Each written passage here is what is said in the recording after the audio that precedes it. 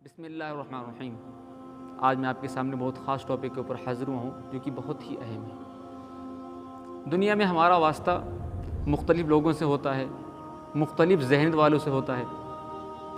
तो अगर आपको दुनिया में कुछ करना है, कुछ अचीव करना है, कुछ बड़ा करना है, अगर आपके कुछ गोल्स हैं तो आप माफ़ करना सीखिए। जब आप किसी को माफ़ कर देते हैं तो आपका दिल बड़ा हो जाता है। आला इंसान की सबसे बड़ी निशानी होती है कि वो लोगों को माफ़ कर देता है। आप कुछ अगर बड़ा करना चाहते हैं तो ये हो नहीं सकता कि आपके पीछे मुखालिफत ना हो, आपके ऊपर कोई उंगली ना उठाए, आपको कोई बुरा भला ना कहे। ये हो नहीं सकता। अगर आप बड़ा बनना चाहते हैं, अगर आप कुछ करना चाहते हैं, तो अगर आपके पीछे अगर आप बुराई नहीं हो रही है, अगर आपके पीछे अगर आपकी ज़िंदगी में कोई मुश्किलात नहीं पेश आ रही हैं, तो आप बड़े इंसान नहीं बन सकते, तो उसको बड़ा इंसान नहीं कहते। अगर आपके पीछे मुखालिफत हो रही है, मुखालिफत होना शुरू हो गई है, तो आप समझ जाइए कि आप बड़े इंसान बनने लगे हैं, आप कुछ दुनिया में करने वाले हैं। तो बड़े इंसान की सबसे बड़ी, आला इंसान की सबसे बड़ी पहचान होती है कि वो लोगों को माफ़ कर दे। हम पहले अल्लाह से माफ़ी मांगते हैं कि या अल्लाह हमें माफ़ कर दे, लेकिन हम दूसरों को माफ़ नहीं करते। हमारे मामला ठीक नहीं होते। हम पहले दूसरों को माफ़ करें, फिर अल्लाह से माफ़ी मांगें, तब तो अच्छा लगता है।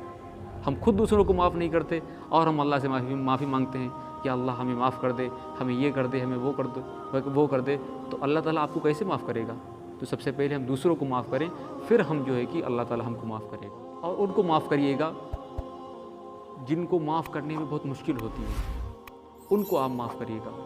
अगर आप माफ़ करने के बाद अगर उसके लिए दुआ नहीं निकल रही है, तो इसका मतलब ये है कि आप उसको माफ़ नहीं किए। माफ़ करिए, साथ में उसकी जो है कि हिदायत के लिए दुआ करिए कि अल्लाह इसको अच्छी हिदायत दे दे। आप दुनिया के बड़े बड़े लोगों को हिस्टोरी पढ़ा करिए, उनकी ज़िंदगी पढ़ा करिए, आपकी ज़िंदगी बदल जाएगी। उन्होंने ऐसे बड़े बड़े काम करके गए हैं। उनमें से हमारे हुज़ूर पाक सल्लल्लाहु अलैहि वसल्लम आखिरी नबी, उनकी ज़िंदगी में कितनी मुश्किलात आई। दुनिया के वाहिद इंसान, इनकी ज़िंदगी में बड़े से बड़े जो है कि मुश्किलात पेश आए, लेकिन आपने उनको माफ़ किया और दरगुज़र किया और आगे बढ़ गए।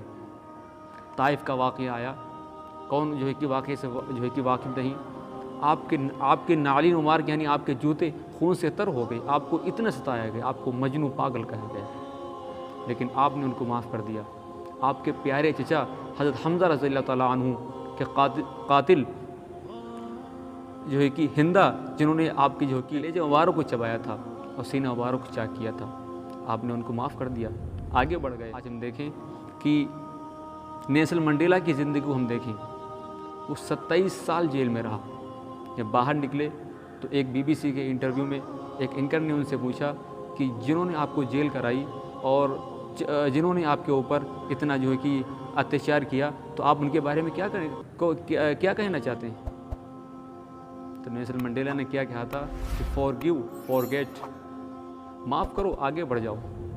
मैं अगर ये कहूँगा, मैं अगर याद रखूँगा कि मैंने जो है कि हर चीज़ उनकी अगर याद रखूँगा कि मेरे ऊपर इतना जुल्म हुआ, ये हुआ, तो इसका मतलब ये हुआ कि मैंने उनको माफ़ नहीं किया।